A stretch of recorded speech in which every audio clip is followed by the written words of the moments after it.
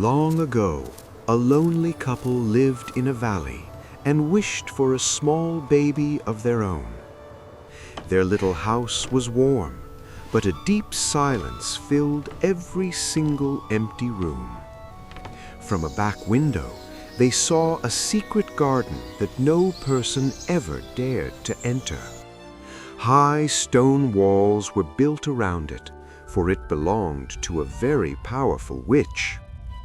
One day, the wife saw a green rampion that looked as fresh as bright emerald gems. She felt a strange hunger. "I must eat those green leaves now, or I will surely die." She became pale and very weak, just like a little flower without the golden sun. Her husband was afraid, so he promised to fetch the forbidden green leaf for her.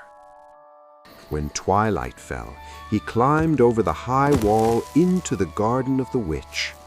He grabbed a handful of the green rampion and ran back home as fast as he could. The wife ate the salad with greed, and a healthy color returned to her soft cheeks. But the next day, her craving returned, 3 times stronger than it was before.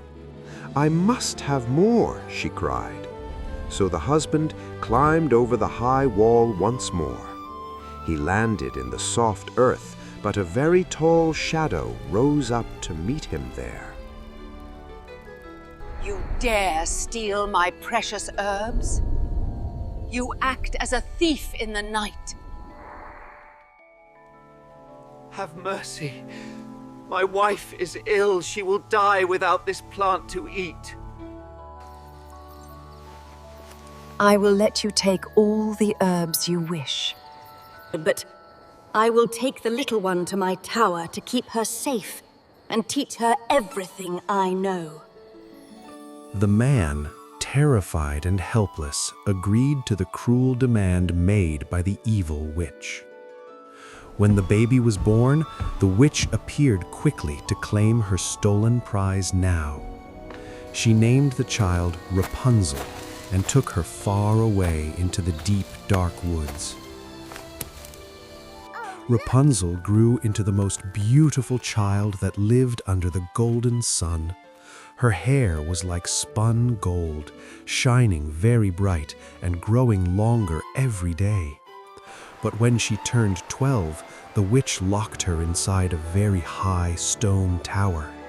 The tower had no stairs and no door, only a small little window at the very top.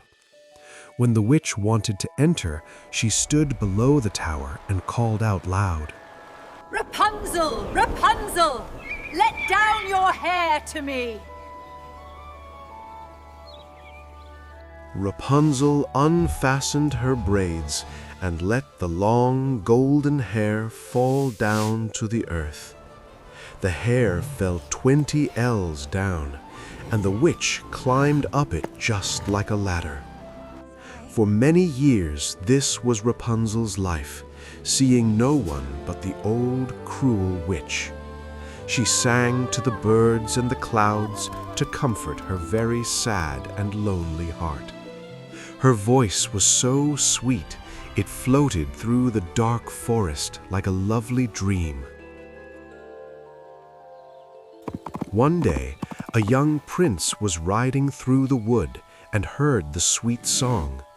He stopped his horse and listened. What is that beautiful sound in the air?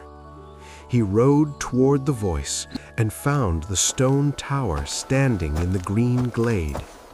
He looked for a door, but found none. He rode back home with a very heavy heart. But the song touched him so deeply, he returned to the tower every single day. One day, he saw the witch come to the tower and heard her call out very loudly, "Rapunzel! Rapunzel! Let down your hair!"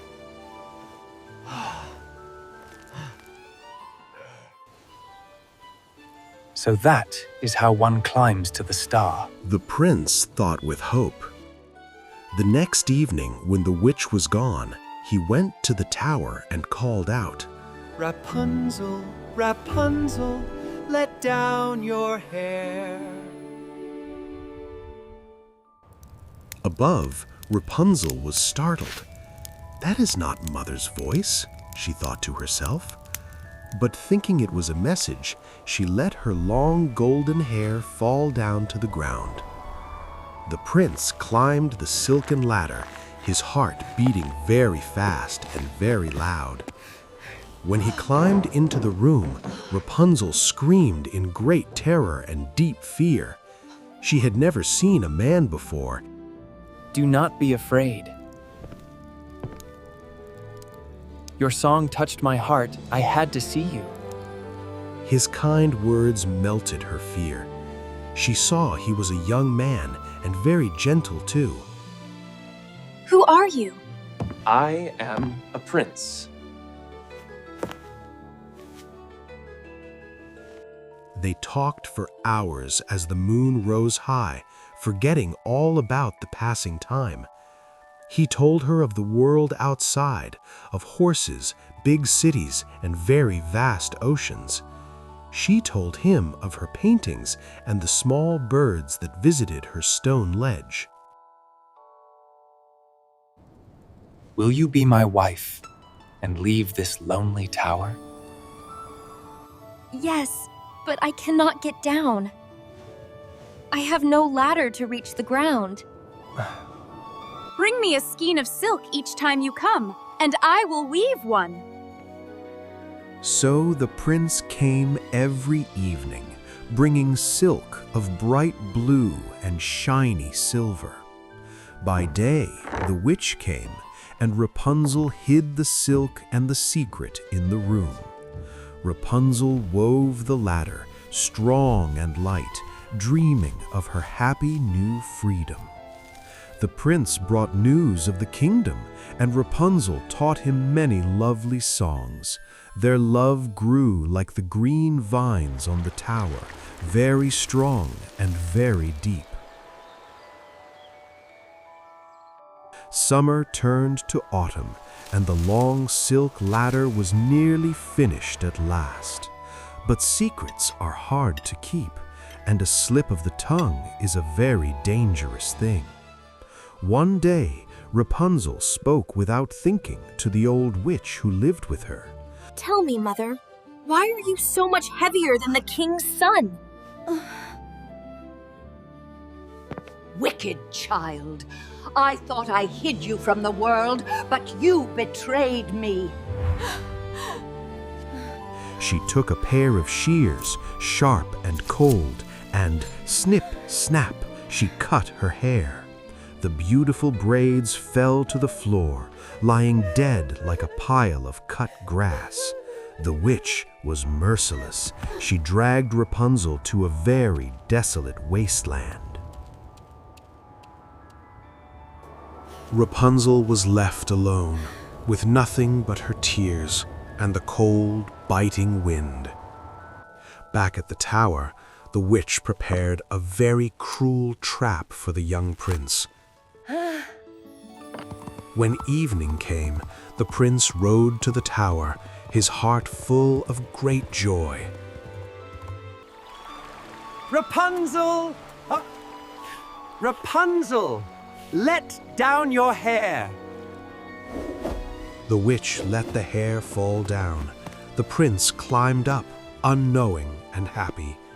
He reached the window and climbed in, expecting his beautiful and sweet bride. Instead, he faced the witch. Aha! The bird is gone, and the cat will scratch out your eyes. Rapunzel is lost to you forever! Overcome with grief and horror, the prince fell from the high stone tower. He fell down, down into the sharp and dark thorns that grew but they pierced his eyes, blinding him instantly. He rose up, but the world was dark. He called for her, but he saw nothing. Blind and broken, he wandered into the deep and dark forest, all alone now. The seasons changed. Snow fell, and the prince walked in the total darkness. He ate roots and berries, weeping for the loss of his very dear and kind wife. Meanwhile, Rapunzel lived in the wasteland, making a home from nothing at all. She gave birth to twins, a boy and a girl, in the middle of the cold winter. She named them and loved them, telling them stories of their brave father now. This is what it looks like. The prince wandered for years, guided only by the soft sound of the cold wind. He never stopped searching, for his heart told him she was still alive today. One day, he wandered near the wasteland where Rapunzel lived with her babies. The wind carried a familiar melody. He stopped and held his breath in silence. It was the song she sang in the tower. He knew it deep in his very own soul. Rapunzel. He stumbled toward the sound, calling her name. "Rapunzel, are you there?" Rapunzel heard the loud cry and looked up from her hard work in the field. Hello. She saw him, ragged and blind, stumbling over the sharp and gray stones now. With a cry of joy, she ran to him, lighter than the dry and desert wind now. She threw her arms around his neck, weeping tears of pure and deep sorrow. Rapunzel? I never thought I would see you again. I cannot see you, my love, but I can feel your heart beating. Two of her tears fell into his eyes, warm and bright as the silver starlight. A golden magic washed over him, clearing the darkness from his sight at last. Rapunzel, I can see you. You are as beautiful as the day we met. He saw his children, the twins, who came running to meet their brave father. The prince hugged them all, and his heart was finally whole and happy again. Let us go home, and the wasteland is no place for a family. They began the long journey back, leaving the gray and cold stones far behind. As they walked, the forest seemed to welcome them with wide and open arms. They camped under the stars, and Rapunzel showed him the many constellations. The prince told them of his kingdom, where they would be safe and loved well. After many days, they reached the edge of the prince's big and fair kingdom. The people saw their lost prince returning and cheered with a very great joy. The old king and queen wept to see their dear son alive and perfectly healed. They welcomed Rapunzel as their daughter and the twins as their very own. A great feast was held to celebrate the return of the light and true love. Rapunzel wore a dress of royal purple and a shiny crown of many diamonds. But she never forgot the tower or the hard lessons of the lonely years.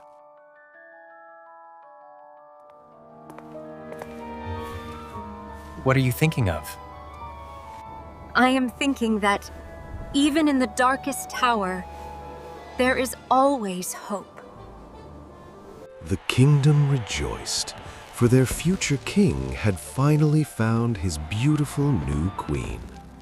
Rapunzel sent a royal messenger to find her own dear parents who lived in the valley. When they came, they knew her instantly by her bright eyes and her very kind smile now.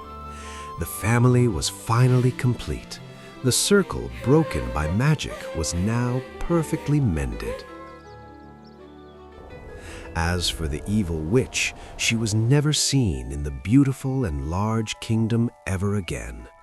Some say she vanished into the shadows, consumed by her own dark and very deep greed. But Rapunzel and her prince ruled with great wisdom and also with much kindness too. They taught their children to be brave and to always sing their own special song now.